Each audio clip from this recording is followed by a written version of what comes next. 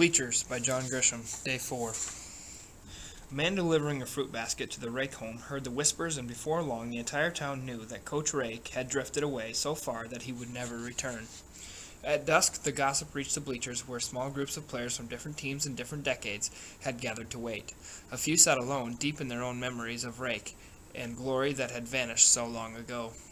Paul Curry was back in jeans and a sweatshirt, and with 2 large pizzas Mona had made and sent so the boys could be boys for the night. Silo Mooney was there with a cooler of beer. Hubcap was missing, which was never a surprise. The Utley twins, Ronnie and Donnie from out in the county, had heard that Neely was back. 15 years earlier they had been identical 160-pound linebackers, each of whom would tackle an oak tree. When it was dark, they watched as Rabbit made his trek to the scoreboard and flipped on the lights on the southwest pole. Rake was still alive, though barely. Long shadows fell across Rake Field, and the former players waited. The joggers were gone, the place was still. Laughter rose occasionally from one of the groups scattered throughout the home bleachers as someone told an old football story. But for the most part the voices were low. Rake was unconscious now. The end was near. Nat Sawyer found them. He had something in a large carrying case. "You got drugs there, Nat?" Silo asked. "Nope, cigars." Silo was the first to light up a Cuban. Then Nat, then Paul, and finally Neely. The Utley twins neither drank nor smoked. "You'll never guess what I found," Nat said. "A girlfriend," Silo said. "Shut up, Silo." Nat opened the case and removed a large cassette tape player, a boombox. "Great, some jazz, just what I wanted," Silo said. Nat held up a cassette tape and announced, "This is Buck Coffee doing the '87 championship game." "No way," Paul said. "Yep, I listened to it last night, first time in years." "I've never heard it," Paul said. "I didn't know they recorded the games," Silo said. "A lot of things you don't know, Silo," Nat said. He put the tape in the slot and began fiddling with the dials. "If it's okay with you guys, I thought we'd just skip the first half." Even Neely managed to laugh. He'd thrown 4 interceptions and fumbled once in the first half. The Spartans were down 31-0 to a wonderfully gifted team from East Pike. The tape began, and the slow, raspy voice of Buck Coffee cut through the stillness of the bleachers. "Buck Coffee here at halftime, folks, on the campus of A&M in what was supposed to be an evenly matched game between 2 unbeaten teams. Not so. East Pike leads in every category except penalties and turnovers. The score is 31-0. I've been calling Messina Spartan games for the past 22 years, and I cannot remember being this far behind at halftime." "Where's Buck now?" Neely asked. "He quit when they sacked Rake," Paul said. Nat turned up the volume slightly, and Buck's voice carried even farther. It acted as a magnet for the other players from the other teams. Randy Jagger and 2 of his teammates from 1992 came over. John Couch, the lawyer of Blankard Teague, and Blankard Teague, the optometrist, were back in their jogging shoes, with 4 others from the era of the streak. A dozen more moved close. "The teams are back on the field, and we'll pause for a word from our sponsors." "I cut out all that crap from the sponsors," Nat said. "Good," said Paul. "You're such a smart boy," Silo said. "I'm looking at the Messina sideline, and I don't see Coach Rake. In fact, none of the coaches are on the field. The teams are lining up for the second half kickoff, and the Spartan coaches are nowhere to be seen. This is very strange, to say the least." "Where were the coaches?" someone asked. Silo shrugged, but didn't answer. And that was the great question that had been asked and left unanswered for 15 years in Messina. It had been obvious that the coaches boycotted the second half. But why? "East Pike is kicking to the south end zone. Here's the kick. It's short and taken by Marcus Mabry on the 18. Zigs one way, back the other, cuts upfield, has some room, and is tackled at the 30-yard line, where the Spartans will attempt to generate some offense for the first time tonight. Neely Crenshaw was just 3 of 15 in the first half. East Pike caught more of his passes than the Spartans did." "Butthole," someone said. "I thought he was on our side." "Always, but he liked us better when we were winning." "Just wait," Nat said. "Still no sign of Eddie Rake or the other coaches. This is very bizarre. Spartans break huddle, and Crenshaw sets his offense. Curry wide right, Mabry is in the I-back. East Pike has 8 men in the box just daring Crenshaw to throw the ball. Here's the snap. Option right. Crenshaw fakes the pitch, cuts upfield, sees some daylight, hit hard, spins, breaks a tackle, and he's loose at the 40, the 45, the 50, and out of bounds at the East Pike 41, a pickup of 29 yards. The best play of the game for the Spartan offense. Maybe they're coming to life." Man, those guys hit, Silo said quietly. They had 5 Division I signees, Paul said, reliving the nightmare of the first half. 4 on defense. You don't have to remind me, Neely said. This Spartan team is finally awake. They're yelling at each other as they huddle, and the sideline is really fired up now. Here they come. Crenshaw points to his left, and Curry spreads wide. Mabry in the slot, now in motion. The snap, quick pitch to Mabry, who scoots around left end for 6, maybe 7 yards, and the Spartans are really wired now. They're yanking each other off the turf, slapping each other on the helmets, and of course Silo Mooney is jawing with at least 3 of the East Pike players. Always a good sign. What were you saying, Silo? I was telling them that they were about to get their butts kicked. You were down 31 points. Yep, Paul said. It's true. We heard him. After that second play Silo started the trash talking. 2nd and 3. Crenshaw in the shotgun. The snap, a quick draw to Mabry, who hits hard, spins, turns upfield to the 30, the 20, and out of bounds at the East Pike 16. 3 plays, 54 yards, and the Spartan offensive line is really moving people off the ball. First down Spartans. In the first half, they had only 5, and only 46-yard rushing. Crenshaw is calling his own plays now, nothing from the sideline, because there are no coaches over there. Slot left with Curry wide, Mabry in the eye. Chenault in motion, option right, the fake, the pitch to Mabry, who's hit at the line, runs over the linebacker and slams down to the 10-yard line. Clock is ticking. 10:05 left in the third quarter. Messina is 10 yards from a touchdown and 1,000 miles from a state title. 1st and goal. Crenshaw drops back to pass, a draw to Mabry, who's hit in the backfield, shakes loose, scoots wide to the right. There's nobody there. He's going to score. He's going to score. And Marcus Mabry dives in for the first Messina touchdown. Touchdown Spartans. The comeback has begun. John Couch said, When we scored, I remember thinking, nice to have a touchdown, but there's no way we can come back on these guys. East Pike was too good. Nat turned the volume down and said, They fumbled the kickoff, didn't they? Donnie, Yep. Hindu stripped the ball on about the 15. We were swarming like hornets. It bounced around for about 5 minutes and finally rolled out of bounds at the 20. Ronnie, They ran the tailback, off tackle right, no gain. Off tackle left, no gain. 3rd and 11, they dropped back to pass. Silo sacked the quarterback at the 6-yard line. Donnie said, Unfortunately, in doing so, he stuffed him into the ground head first, 15 yards, unsportsmanlike conduct. First down, East Pike. Silo said, It was a bad call. Paul said, Bad call? He tried to break his neck. Silo said, No, dear banker, I tried to kill him. Ronnie said, We are out of our minds. Silo was growling like a wounded grizzly bear. Hindu, I swear, was crying. He wanted to blitz from safety on every play just so he could be sure he hit someone. Downey said, We could have stopped the Dallas Cowboys. Blankard said, Who was calling the defense? Silo said, Me. It was simple. Man coverage on the wideouts, knocked down the tight end, 8 guys in the box. Everyone blitzed. Everyone hit somebody, clean or not. Didn't matter. It wasn't a game anymore. It was a war. Downey said, On 3rd and 8, Higgins, that cocky flanker who went to Clemson, cut across the middle on a slant. The pass was high. Hindu read it perfectly, came across like a bullet train, and hit him a split second before the ball got there. Pass interference. Paul said, His helmet went 20 feet in the air. Couch said, We were 40 rows up, and it sounded like 2 cars hitting. Silo said, We celebrated. We'd killed one of them. Got a flag for that, too. Ronnie said, 2 flags, 30 yards. We didn't care. They weren't going to score. Didn't matter where they put the ball. Blankard said, You guys were convinced they couldn't score? Silo said, No team could have scored on us in that second half. When they finally carried Higgins off the field, on a stretcher, I might add, the ball was on our 30-yard line. They ran a sweep that lost 6 yards, a draw that lost 4, then their little quarterback went to the shotgun again, and we just mauled him. Nat said, Their punter dropped one on the 3-yard line. Silo said, Yeah, they had a good punter. We, of course, had you. Nat turned up the volume.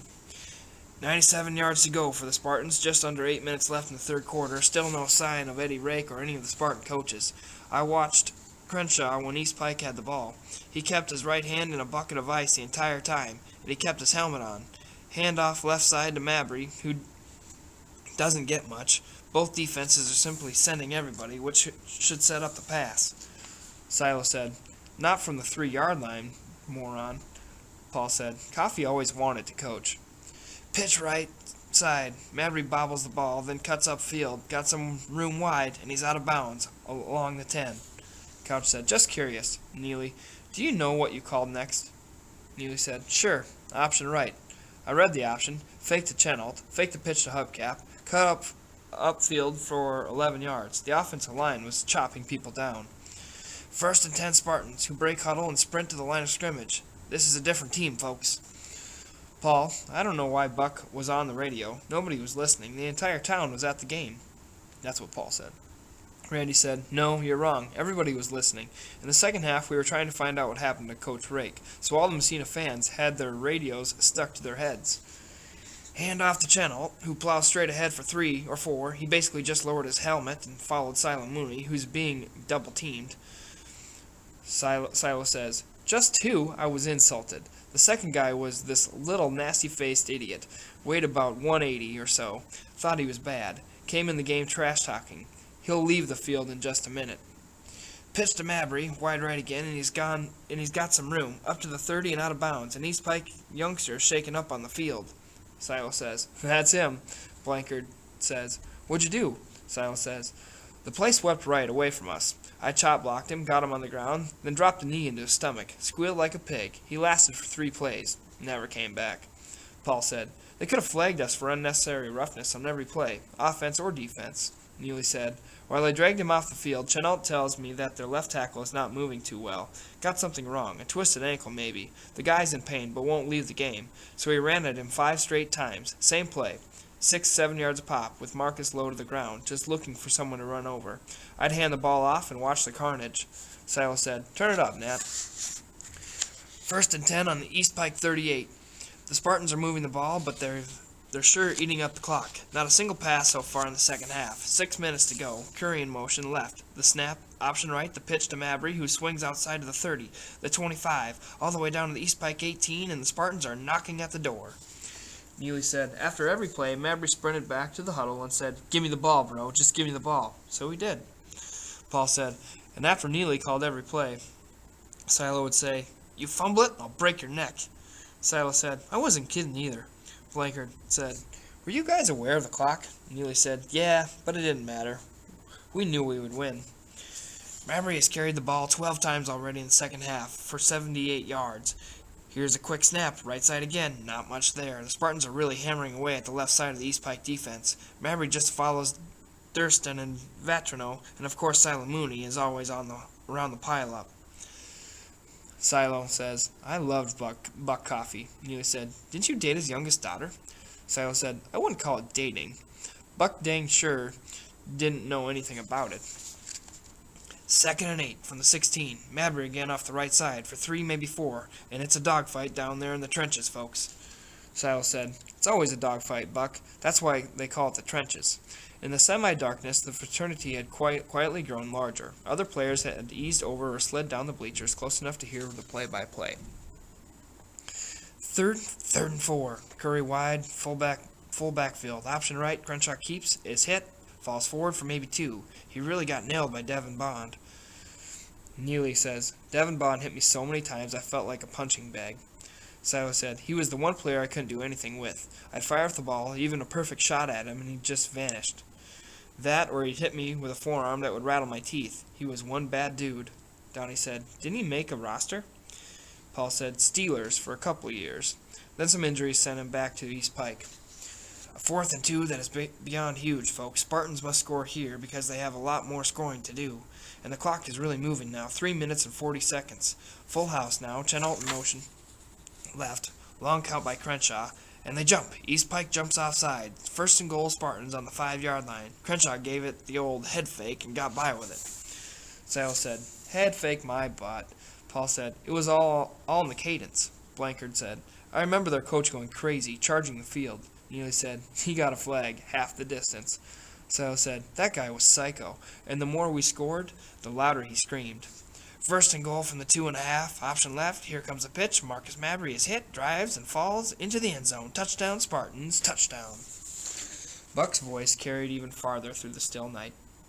Rabbit at some point heard it and crept into the shadows down the track to investigate the noise. He saw crowds sitting and lying haphazardly up in the bleachers. He saw bottles of beer, smelled the smoke from the cigars. In another era, he would have taken charge and ordered everyone away from the field. But those were Rake's boys up there, the chosen few. They were waiting for the lights to go off. If he got closer, he could call each one by name and number, and he could remember the exact location of their lockers. Rabbit slipped through the metal braces under the bleachers and hid below the players, listening. Silo said. Neely called for an onside kick, and it almost worked. The ball bounced around and got touched by every dang player on the field until some guy with the wrong jersey finally found a handle. Ronnie said. They ran twice for 2 yards, then tried a long pass that Hindu broke up. 3 and out, except that Hindu leveled the receiver out of bounds. Unnecessary roughness, first down. Donnie said. It was a horrible call. Blankard said. We went crazy in the stands. Randy said. My father almost threw his radio on the field. Sile said. We didn't care. They weren't going to score. Ronnie said. They went 3 and out again. Couch said. Wasn't the punt return somewhere around here? Nat said. First play of the fourth quarter. He turned up the volume. East Pike back to punt on the Messina 41. The snap, a low hard kick taken on the bounce by Paul Curry at the 5. Wide right to the 10. Cuts back. He's got a wall. A perfect wall. To the 20, 30, 40. Cuts back across midfield. Picks up a block from Marcus Mabry to the 40. The 30, along the far sideline. He's got blockers everywhere. To the 10, 5, 4, 2. Touchdown. Touchdown Spartans. A 95-yard punt return. Nat turned the volume down so they could savor one of the greatest moments in Spartan football history. The punt return that had been executed with textbook precision. Every block and every move choreographed by Eddie Rake during the endless hours of practice. When Paul Curry danced into the end zone, he was escorted by 6 green jerseys, just the way they'd been drilled. We all met in the end zone. We will all meet in the end zone, Rake had screamed over and over. 2 East Pike players were down, victims of vicious but legal blindside blocks that Rake had taught them in the 9th grade. Punt returns are perfect for killing people, he said over and over. Paul said, let's listen to it again. Silas said, once is enough, same ending. After the field was cleared, East Pike took the following kickoff and began a drive that would consume 6 minutes. For one brief period in the second half, they used their superior talent to chew up 60 yards, even though every inch was contested. Their seamless execution of the first half was long gone, replaced by stutter steps and uncertainty. The sky was falling. One massive choke was underway, and they were powerless to stop it. Every handoff drew a furious attack from all 11 defenders. Every short pass ended with the receiver crumpled on the ground. There was no time for long passes. Silo could not be contained. On 4th and 2 from the Messina 28, East Pike foolishly went for the first down. The quarterback faked a pitch to the left, bootleg to the right, looking for a tight end. The tight end, however, had been mauled at the line by Donnie Utley, whose twin was blitzing like a mad dog. Ronnie caught the quarterback from behind, stripped the ball like he'd been taught, flung him to the ground, and the Spartans trailed 31-21. Trailing 31-21, were in business with 5:35 to go in the game. There's something wrong with Neely's right hand. Not a single pass attempt in the second half. When the defense is on the field, he keeps it buried in an ice bucket. East Pike has it figured out. They're in man coverage on the wideouts. Everybody else is packed along the line of scrimmage. Jagger said, It was broken, wasn't it? Paul said, Yes, it was broken. Neely just nodded. Jagger said, How'd you break it, Neely? Silas said, A locker room incident. Neely was silent. 1st and 10 from the Spartan 39. Curry wide right, motion left, pitch right side to Marcus Mabry, who gets 4, maybe 5 very tough yards. Devin Bond is all over the field. Must be a linebacker's dream, not worrying about pass coverage, just stalking the football. Spartans huddle quickly, sprint to the line. They can hear the clock. Quick snap, dive to Chenault, right behind Silo Mooney, who is just slaughtering people in the middle of the field. Silo said, I like that, slaughtering. Donnie said, That was putting it mildly. Frank missed a block on a sweep, and Silo punched him in the huddle. Neely said, He didn't punch him, he slapped him. The referee started to throw a flag, but he wasn't sure if you could be penalized for roughing up your own teammates. Silo said, He shouldn't have missed the block. 3rd and 1 at the 48. 4:20 to go in the game. Spartans are back at the line before East Pike is set. Quick snap, Neely rolling right. A keeper across the 50 to the 45 and out of bounds. First down and the clock will stop. The Spartans need 2 touchdowns. They'll have to start using the sidelines. Silo said, Go for it, Buck. Why don't you just call the plays? Donnie said, I'm sure he knew them. Randy said, Heck, everybody knew them. They didn't change in over 30 years. Couch said, We ran the same plays you guys were running against East Pike. Mabry off tackle again for 5 yards, hit hard by Devin Bond and the safety. Armand Butler, a real headhunter. They have no fear of the pass, so they're really loading up against the run. Double tight end set, Chenault in motion right, option left, pitch to Mabry, who spins forward, Keeps chugging, somehow picks up 3. It'll be 3rd and 3 now, another big play, but they're all big now. Clock's counting. Under 4 minutes to play. Ball at the 38. Curry sprints from the huddle, wide left, split backfield, Neely drops back into the shotgun. The snap, he rolls right, looking. There's pressure, and off he goes to the far side, and he's nailed by Devin Bond. A really nasty helmet-to-helmet collision, and Neely is slow getting up. Neely said, I couldn't see. I've never been hit that hard, and for 30 seconds or so, I couldn't see. Paul said, we didn't want to waste a timeout, so we yanked him up, got him to his feet, sort of dragged him back to the huddle. Sile said, I slapped him too, and that really helped. Neely said, I don't remember that. Paul said, it was 4th and 1. Neely was in la-la land, so I called the play. What can I say? I'm a genius. 4th and 1. Spartans are slow coming to the line. Crenshaw doesn't feel too well right now. Doesn't look too steady. Huge play. Huge play. This could be the ball game, folks. East Pike has 9 men on the line. Double tight ends, no wideouts. Crenshaw finds the center. Long snap. Quick pitch to Mabry, who stops, jumps, shovels a pass across the middle to Heath Dorchek, who's wide open to the 30, the 20, hit at the 10, stumbles and falls down to the 3. 1st and goal, Spartans. Paul said, it was the ugliest pass ever thrown in organized football. End over end, a dying duck. Man, it was beautiful. Sile said, gorgeous. Dorchek couldn't catch the flu. That's why Neely never threw to him. Nat said, I've never seen anyone run so slow. Just a big lumbering buffalo. Sile said, he could outrun your butt. Neely said, the play took forever, and when Heath came back to the huddle, he had tears in his eyes. Paul said, I looked at Neely and he said, call play. I remember looking at the clock, 3:40 to go, and we had to score twice. I said, let's do it now, not on 3rd down. Sile said, run it up my back. Only 3 yards from the promised land, folks, and here come the Spartans, hustling to the line. Quick set, quick snap, Crenshaw on a keeper, and he walks into the end zone. Silent Mooney and Barry Vatrino bulldoze the entire center of the East Pike line. Touchdown Spartans, touchdown Spartans. They will not be denied. 31-27, unbelievable. Blankard said, I remember you guys huddled together before you kicked off, the entire team. Almost got a delay of game. There was a long pause. Finally, Sile spoke. Sile said, we were taking care of business, had some secrets to protect. Couch said, secrets about Rake? Sile said, yep. Couch said, doesn't he show up? About now? Paul said, we weren't watching, but at some point after we kicked off, word spread down the sideline that Rake was back. We spotted him at the edge of the end zone, just standing there with the other 4 coaches, still wearing the green sweatshirts, hands in pockets, watching nonchalantly as if they were the grounds crew or something. We hated the sight of them. Nat said, it was us versus them. We didn't care about East Pike. Blankard said, I'll never forget that sight. Rake and his assistants at the edge of the field looking like a bunch of whores in church. At the same time, we didn't know why they were over there. Still don't, I guess. Paul said, they were told to stay away from our sideline. Blankard said, by whom? Paul said, the team. Blankard said, but why? Nat reached for the volume. Buck Coffey's voice was beginning to crack as the excitement took its toll. To compensate for the fading strength and clarity, Buck was just getting louder. When East Pike walked to the line on 1st down, Buck was practically yelling into his microphone. Ball on the 18. Clock still at 3:25 to go. East Pike has a grand total of 3 first downs and 61 yards on offense in the second half. Everything they've tried has been stuffed down their throats by an inspired bunch of Spartans. A magnificent turnaround, the guttiest performance I've seen in 22 years of calling Spartan football. Silo said, go for it, Buck. Hand off right side for 1, maybe 2 yards. East Pike is not sure what to do right now. They'd love to burn some clock, but they need to get some first downs. 3 minutes, 10 seconds, and the clock is running. Messina with all 3 timeouts left, and they're going to need them. East Pike really dragging now, slow to the huddle, slow with the play from the sidelines. Play clock down to 12. They'll break the huddle, slow to the line.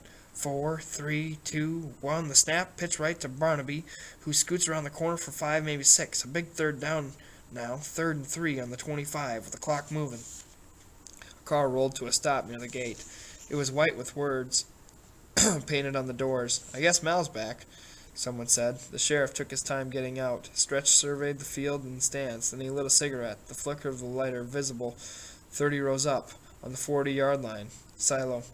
Should have brought more beer. Spartans dig in. Wideouts right and left, and the shotgun would waddle takes the snaps, fakes right, then throws left. Ball is caught at the 32 on a quick slant by Gaddy, who is slammed down to the ground by Hindu Aiken. First down East Pike, and they're moving the chains. 2:40 to go, and the Spartans need somebody on the sideline to start making some decisions. They're playing without coaches down there, folks. Blanker said, "Who was making decisions?" Paul said, "After they got the first down, Neely and I decided we'd better burn a timeout." Silo said, "I took the defense to the sideline, and the whole team gathered around. Everyone was screaming. I get goosebumps thinking about it." Neely said, "Volume, Nat, before Silo starts crying." First down at the 32. East Pike breaks huddle. In no hurry. Split backfield. I lost my place, so I'm going to have to start wherever I think I left off. First down at the 32. East Pike breaks huddle. In no hurry. Split backfield wide right. The snap. Waddell back to pass. Looking right, and he connects on a down and out at the 38. The receiver did not go out of bounds, and the clock is still moving at 2:28. 2:27. From the gate, Mel Brown smoked his cigarette and studied the crowd of ex-Spartans sprawled loosely together in the center of the bleachers. He could hear the radio and he recognized Buck Coffey's voice, but he could not tell what game they were listening to. He had a hunch, though. He puffed and looked for Rabbit somewhere in the shadows. East Pike at the line with a second and 4, 2 minutes, 14 seconds to go in the game. Quick pitch left to Barnaby, and he cannot go. He hit hard at the line by both Utley's, Ronnie, and Donnie, blitzing through every gap, it seems. They hit him first, and the entire team piled on. The Spartans are in a frenzy down there, but they'd better be careful. There was almost a late hit. Silo said, "Late hit, unnecessary roughness, a half dozen personal fouls. Take your pick, Buck. They could have flagged us on every play." Ronnie said, "Silo was biting people." Third and 4, under 2 minutes. East Pike stalling as much as they can as the clock ticks away. Back at the line, all 11 Spartans are waiting. Do you run and get stuffed, or do you pass and get sacked? That's the choice for East Pike. They cannot move the ball. Waddell is back. It's a screen, and the ball is knocked down by Donnie Utley. Clock stops. 4th and 4. East Pike will have to punt. 1 minute, 50 seconds to play, and the Spartans will get the ball. Mel was walking slowly around the track with another cigarette. They watched him get nearer. "Paul, the last punt return worked, so we decided to try it again. A low punt, a line drive that hits on the 40, takes a big bounce, and then another. Alonzo Taylor scoops it at the 35, and he has nowhere to go. Flags everywhere. Could be a clip." Paul said, "Could be. Hindu drilled the guy dead in the back. The worst clip I've ever seen." Sale said, "I started to break his neck." Neely said, "I stopped you, remember? Poor guy came to the sideline crying." Silo said, "Poor guy. If I saw him now, I'd remind him of that clip." And so it comes down to this, folks. Spartans have the ball on their own 19, 81 yards to go, with 1 minute and 40 seconds left on the clock. Down 31-28. Crenshaw has 2 timeouts and no passing game. Paul said, "Couldn't pass with a broken hand." The entire Spartan team is huddled together on the sideline, and it looks like they're having a prayer.